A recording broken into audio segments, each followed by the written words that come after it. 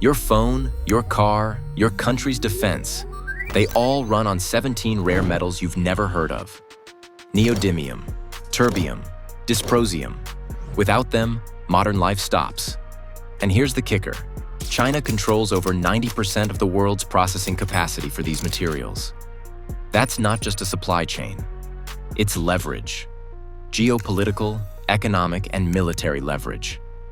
If Beijing shuts the tap, the global tech industry flatlines. No batteries, no smartphones, no advanced weapons. We talk a lot about chips, batteries, and clean tech, but almost never about what actually makes them possible.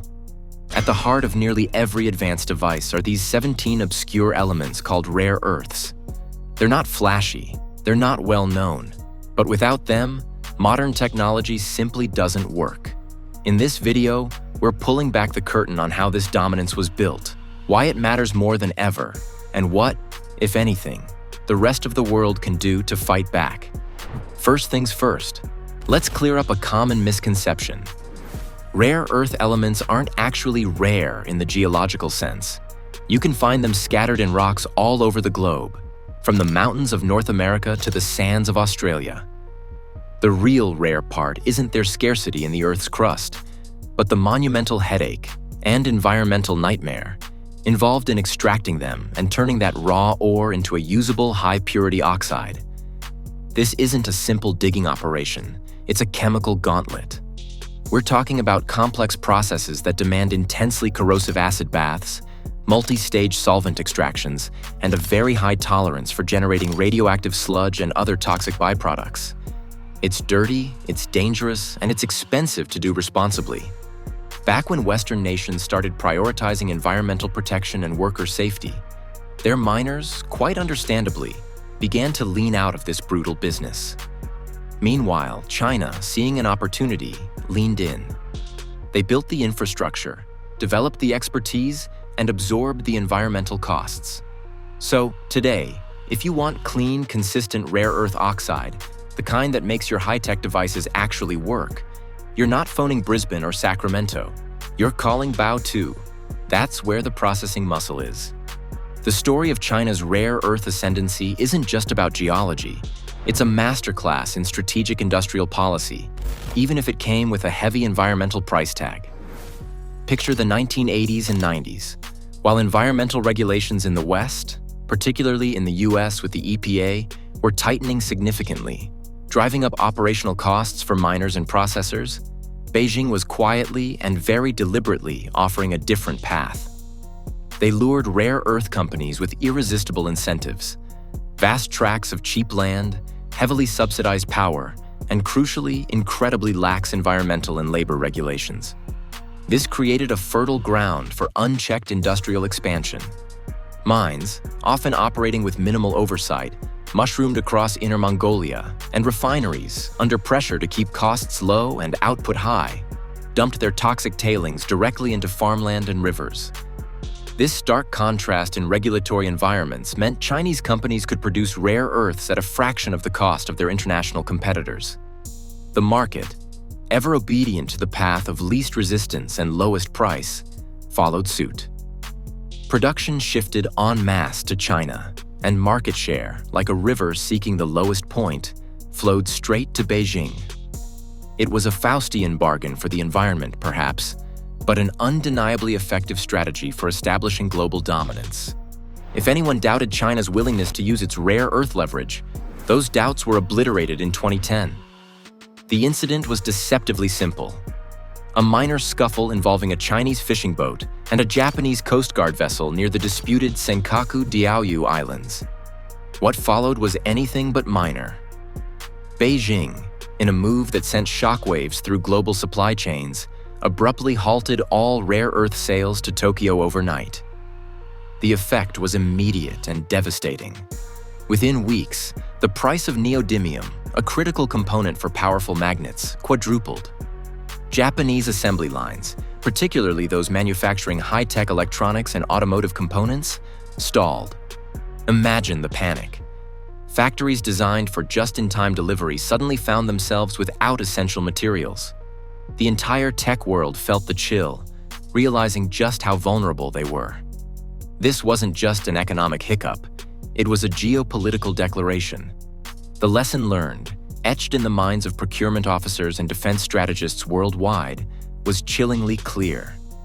If you control the supply of these fundamental materials, you effectively control the conversation, the economy, and even national security.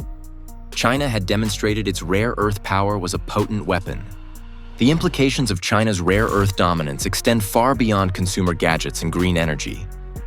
They penetrate the very core of national security. Let's talk about military hardware. Take something as sophisticated as an F-35 fighter jet. This marvel of modern engineering isn't just steel and circuits. It relies on roughly 400 kilos of rare earth magnets for critical systems. We're talking about its advanced radar, the precision of its landing gear, and the responsiveness of its flight controls. Without these magnets, the F-35 is just an expensive paperweight. And that's just one example. Missile guidance systems, stealth technology, satellite communications, even the precision-guided munitions that define modern warfare, all are utterly dependent on rare earths. The US military stockpiles? Alarmingly thin. This isn't a secret. Pentagon planners are now simulating supply cutoffs with the same intensity they once rehearsed oil embargoes during the Cold War. Why? Because in an age of advanced warfare, access to these specialized magnets matters more than possessing a warehouse full of missiles if you can't actually build those missiles in the first place. This reliance creates a strategic vulnerability that keeps defense strategists awake at night. Shifting gears from defense to decarbonization, the story remains the same. Rare earths are indispensable. The global push for a greener future, particularly the rapid adoption of electric vehicles, hinges directly on these elements. Why? Because the permanent magnet motors that power most EVs are simply superior. They're lighter, significantly stronger, and more energy efficient than their traditional counterparts. Every major automaker, from Tesla to Volkswagen, BMW to General Motors, relies heavily on neodymium iron boron magnets to give their EVs the range, power, and efficiency consumers demand. Sure, substitutes exist. You could use induction motors or even older ferrite magnets. But there's a catch, and it's a big one. These alternatives add considerable weight to the vehicle, shave precious miles off the battery range, and often sacrifice performance. In the fiercely competitive EV market, these compromises are simply not acceptable. So, the translation is stark.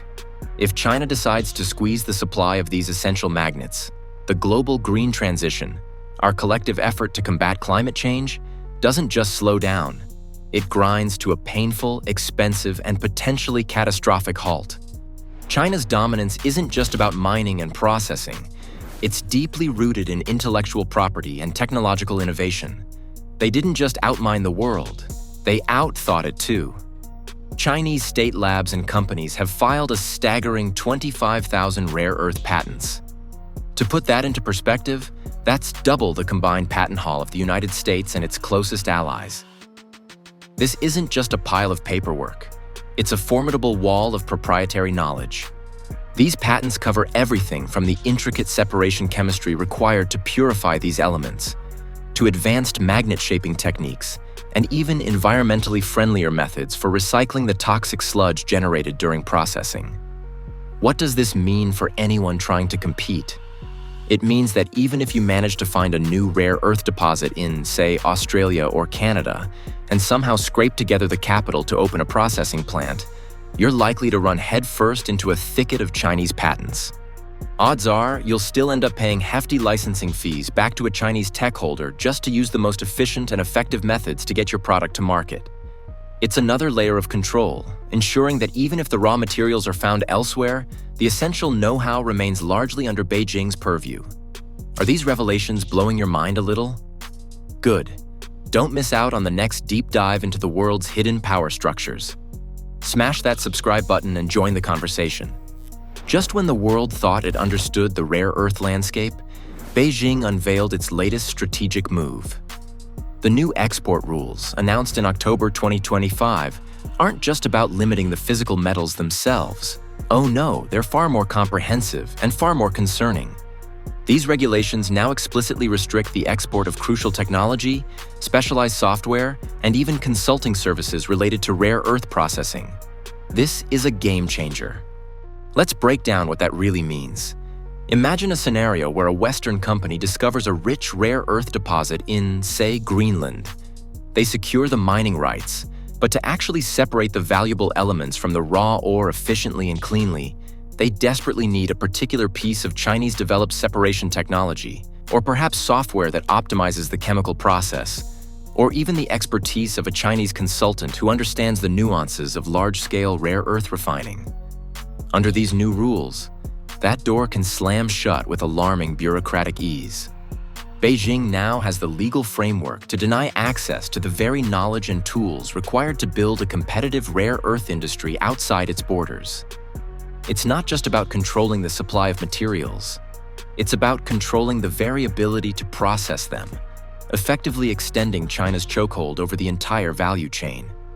This latest move underscores China's commitment to leveraging its rare earth dominance for strategic advantage, turning technological know-how into a powerful instrument of geopolitical influence. The international community, particularly Western nations, isn't oblivious to this precarious dependency. They've woken up, albeit slowly, to the urgent need for diversification and resilience. The race to break free from China's rare earth monopoly is well and truly on, and it's happening on multiple fronts. In the United States, we see significant government funding bankrolling new projects, like a state-of-the-art rare earth refinery in Texas, aimed at bringing processing capacity back home. Canada is actively exploring reopening old mines and developing new ones, leveraging its own natural resources. The European Union, recognizing its vulnerability, is cutting checks for innovative urban mining and recycling initiatives, trying to extract rare earths from discarded electronics. Australia, a major source of raw rare earth ores, is also investing heavily in developing its own processing capabilities. However, this isn't a quick fix. The timeline for achieving meaningful volume and genuine independence? Most experts estimate it's a good 5 to 10 years, perhaps even longer, before these new ventures can significantly shift the global balance. Building complex chemical processing plants, developing skilled workforces, and navigating stringent environmental regulations takes time, immense capital, and political will. Until then, Beijing, quite comfortably, keeps its hand on the master switch. So, there you have it. 7 undeniable facts, all pointing to one singular, inescapable takeaway. The future of global technology, the pace of our green transition, and even the cutting edge of military defense aren't being decided in the gleaming boardrooms of Silicon Valley or the bustling innovation hubs of Seoul.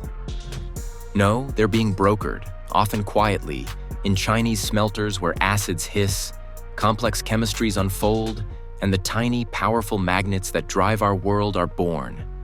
Until the rest of the world can replicate that messy, complex, and environmentally challenging miracle of rare earth processing, and do it at scale, responsibly, and competitively. Every new gadget that lights up, every wind turbine that spins, and every smart bomb that finds its target will still trace its fundamental roots back to a handful of these obscure metals. And crucially, they'll trace them back to the one country that, through strategic foresight and unwavering execution, turned them into an unparalleled instrument of leverage. If this deep dive truly opened your eyes to a new dimension of global power, then do us a favor.